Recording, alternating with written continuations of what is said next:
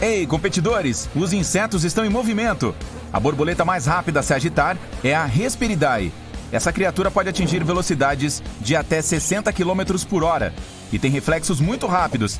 E correndo ao lado dela está um cavalo adulto, que está galopando ao lado da Hesperidae na mesma velocidade.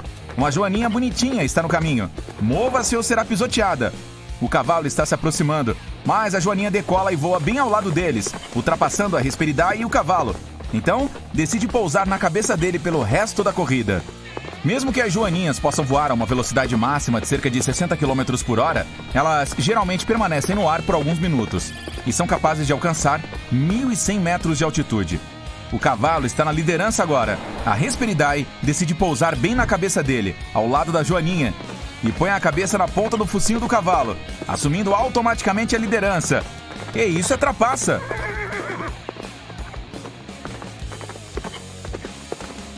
O solo do deserto está queimando sob um sol escaldante. Não é à toa que a formiga prateada do Saara é a mais rápida da Terra. Pode até levantar centenas de vezes seu próprio peso. Se o Usain Bolt, o homem mais rápido da Terra, consegue dar 4 passadas por segundo, essa formiga minúscula atinge 50. Se você olhar de perto, poderá até ver as minúsculas pernas dela galopando em alta velocidade. Ela chega a 3 km por hora, o que pode não parecer nada se você for um humano gigante olhando de cima. Mas lá embaixo, ela é a líder em velocidade no mundo das formigas. Do nada, surge outro inseto correndo e deixando uma tempestade de poeira para trás. É o besouro tigre australiano, um dos insetos terrestres mais rápidos do planeta, que pode correr a mais de 6 km por hora. Alguns besouros da mesma espécie são ainda mais rápidos e chegam a cerca de 10 km por hora.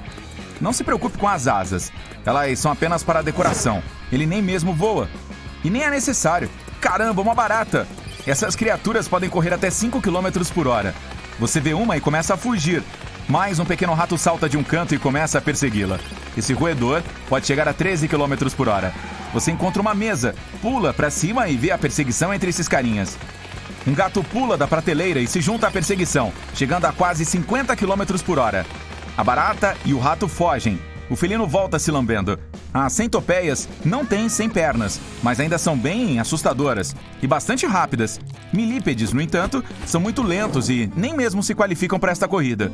Centopeias são carnívoras e usam veneno para ajudar na captura de presas, enquanto os milípedes se alimentam de sobras, plantas e vegetais.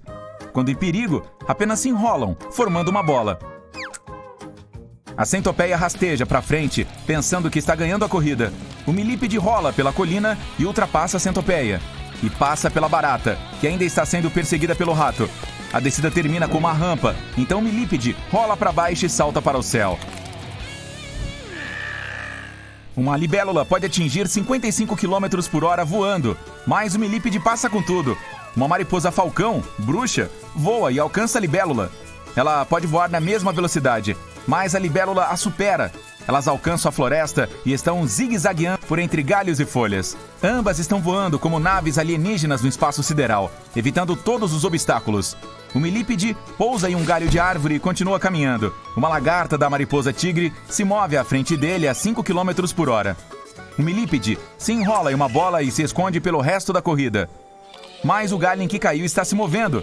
Na verdade, é um bicho-pau que, embora não consiga correr rápido, pode crescer até cerca de 35 centímetros de comprimento.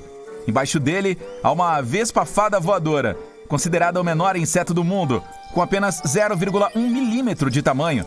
Isso ainda é menor do que uma semente de mostarda. Ela dispara no galho da árvore e tenta fugir do bicho-pau. A libélula e a mariposa falcão estão taco a taco. É quase impossível avistá-las na floresta densa, mas o animal mais rápido da Terra passa por elas quase na velocidade da luz. Uma mamangava pode voar a quase 55 km por hora e bater suas asas cerca de 200 vezes por segundo. A abelha de mel alcança 30 km por hora e bate as asas até 230 vezes por segundo. Elas passam por entre as flores. O milípede ainda está enrolado, escondendo-se ao lado de algumas folhas e galhos. A mamangava assume a liderança e está quase no final do campo. Mais uma vespa mandarina surge do nada e a persegue de volta ao início. Ela é capaz de voar até 40 km por hora e bastante agressiva. E começa a se aproximar. Mais um morcego surge do nada e se lança sobre ela. Que susto! O cavalo, a Hesperidae e a Joaninha correm bem ao lado das abelhas, que passam a voar colina abaixo. Do nada, o milípede começa a rolar, passando pelo cavalo e pousando em algo flutuante no meio de um lago. Na superfície, existem milhares de minúsculas aranhas d'água, que podem atingir velocidades de uma centena de comprimentos de corpo por segundo. Se uma pessoa de 2 metros nadasse na mesma proporção, poderia cobrir cerca de 650 quilômetros em 1 hora. Algumas rãs começam a perseguir as aranhas d'água e passam facilmente por elas. Uma rã Golias pode pesar até 3 quilos e pular até 3 metros para frente. Alguns caranguejos de água doce nadam bem devagar, mas usam suas perninhas para se mover de uma rocha para outra. Um besouro Girinidae tenta escapar dos sapos que remam a impressionantes 5 km por hora. Esses pequenos insetos têm pés em forma de remo natural nas patas intermediárias e traseiras. Um bando de gafanhotos se assusta e sai voando. Eles são realmente voadores, mas suas pernas poderosas lhes permitem alcançar a altura do que precisam em vez de decolar do solo. Quando no ar, são capazes de atingir velocidades de até 12 km por hora. Eles estão juntos com o rato doméstico, que finalmente venceu a barata. Uma pulga não é muito velocista, mas pode saltar muito para o tamanho de seu corpo. Se os humanos pudessem pular como ela, conseguiríamos saltar sobre o Empire State Building, que tem 440 metros de altura, incluindo sua antena. A pulga ganha o título de maior saltadora com relação ao tamanho. Um mosquito chega a uma velocidade de 1,5 km por hora, enquanto uma mosca doméstica típica atinge 8 km por hora. Ela passa rapidamente pelos mosquitos e assume a liderança para incomodar e zumbir ao redor. Mas uma mutuca grande voa a 145 km por hora. Ela ultrapassa a mosca e o mosquito e começa a dar voltas ao redor deles. Os ácaros minúsculos não são maiores que uma semente de gergelim, mas podem atingir 322 comprimentos corporais por segundo. Para colocar isso na perspectiva humana, é o equivalente a alguém correndo a cerca de 2.100 km por hora. O cavalo continua correndo e acaba em um engarrafamento, a quilômetros de distância da linha de chegada. Até que aparece uma aranha gigante, que pode correr a 2 km por hora. Uma grande tarântula castanha do Texas pode ser bem rápida, dependendo da temperatura. Quanto mais frio, de forma mais lenta ela anda, porém mais estável. Quando a temperatura aumenta, ela corre mais rápido, mas de maneira menos coordenada. Essa besta peluda tem cerca de 5 centímetros de comprimento e se move a cerca de 4 comprimentos de corpo por segundo com 16 graus Celsius e 10 comprimentos de corpo quando está mais quente. A maioria dos insetos está no final da corrida. A mutuca e o morcego estão frente a frente, mas a vespa está se recuperando. O besouro tigre, no chão, dispara. Eles estão perto da linha de chegada. As rãs saltam na frente e quase alcançam os demais. Um ataque surpresa da libélula e da mariposa falcão atinge a vespa mandarina. É muito difícil dizer isso, mas o milípede rola, passa por todos e reivindica o ouro. Existem tubarões que brilham no escuro, como os tubarões inchados. Eles vivem nas profundezas escuras do oceano, a quase 500 metros abaixo da superfície. Ninguém sabe exatamente o porquê, mas eles emitem um brilho fluorescente que apenas outros tubarões conseguem ver. Os cientistas detectaram o brilho, pois usaram filtros que bloquearam a luz amarela. Eles acham que essa pode ser a maneira que esses peixes grandes usam para se comunicar com seus amigos. Esse brilho ajuda os tubarões a combater infecções em nível microbiano. Os chupins têm senhas secretas que eles usam para se reconhecer. São um tipo específico de ave parasita, pois põem seus ovos nos ninhos de outras espécies de aves. Os mais jovens têm um mecanismo interno que reconhece o canto da sua espécie como um tipo de palavra-chave que só eles conhecem. É assim que conseguem encontrar outros de sua espécie. Um urso cinzento tem uma mordida incrivelmente forte. Ele pode parecer fofo, mas se você estiver perto desse grandalhão, é melhor ficar fora do alcance de suas garras afiadas e principalmente da boca dele. Sua força de mordida é superior a 8 milhões de pascals, o que significa que ela consegue esmagar uma bola de boliche. Alguns animais têm listras profundas na pele e outros têm listras mais superficiais. Os tigres estão no primeiro grupo. Não só o pelo é listrado, mas a pele também. O mesmo acontece com outros grandes felinos peludos, como leopardos das neves. As girafas e as zebras estão no segundo grupo, pois têm desenhos apenas em suas pelagens. Falando em zebras, você acha que elas são pretas com listras brancas ou brancas com listras pretas? A princípio, parece que a segunda opção está correta. As listras pretas delas terminam principalmente na parte interna das pernas e na barriga, e o resto é branco. Mas isso não é verdade. Surpreendentemente, elas são pretas com listras brancas. Toda a pelagem delas, tanto a branca quanto a preta, cresce a partir de folículos que têm uma coisa chamada de células de melanócitos. Todos os animais têm essas células. Elas produzem um pigmento chamado melanina, que dá cor aos cabelos e à pele. Quando se trata das zebras, mensageiros químicos dizem quais melanócitos enviam pigmento para qual área do pelo. É por isso que as zebras têm um padrão preto e branco. Mas o branco não é realmente seu próprio pigmento, é a ausência de melanina. Então preto é a cor padrão. Os koalas têm impressões digitais tão próximas das nossas que podem até deixar marcas na cena do crime. Não parece que eles tenham muito em comum com os humanos, mas dê uma olhada nas mãos deles. Eles têm arcos e traços distintos, portanto, se algum koala quiser fazer algo ilegal, seria uma boa ideia usar luvas. Caranguejos fantasma rosnam quando estão perto de criaturas das quais não gostam ou que acham ameaçadoras. Eles fazem isso usando dentes em seus estômagos. Primeiro, avisam que se defenderão se você tentar alguma coisa, mostrando suas garras. Se não funcionar, eles vão para temíveis rosnados que parecem de cães. Mas o barulho vem de esfregar seus 3 dentes alongados e duros dentro de seu estômago. E eles fazem o mesmo barulho quando estão triturando a comida. Falando em dentes, sabia que as presas do narval são uma espécie de dente que sai para fora? Me perdoe a redundância. Ao contrário da maioria das outras baleias, os narvais são os que vêm com uma grande presa, ou dente, que cresce de dentro da mandíbula. Ele tem até 10 milhões de terminações nervosas e é desprotegido, o que significa que a presa é muito sensível a qualquer tipo de contato. É quase como um pedaço de pele, pois as presas geralmente não têm muitas terminações nervosas. Até 95% dos humanos são destros, e o mesmo acontece com os golfinhos nariz de garrafa. Há ainda mais destros entre eles do que entre os humanos. Numa pesquisa, os cientistas descobriram que eles giram para o lado esquerdo mais de 99% do tempo, o que significa que são destros. E eles colocam o lado direito e o olho direito mais perto do fundo do oceano enquanto procuram presas, como lulas, camarões ou peixes menores.